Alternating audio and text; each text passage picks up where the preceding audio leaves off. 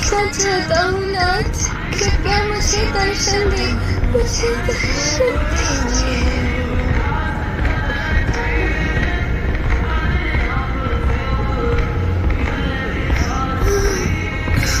लो, तुमने बुलाया और मैं चला आया।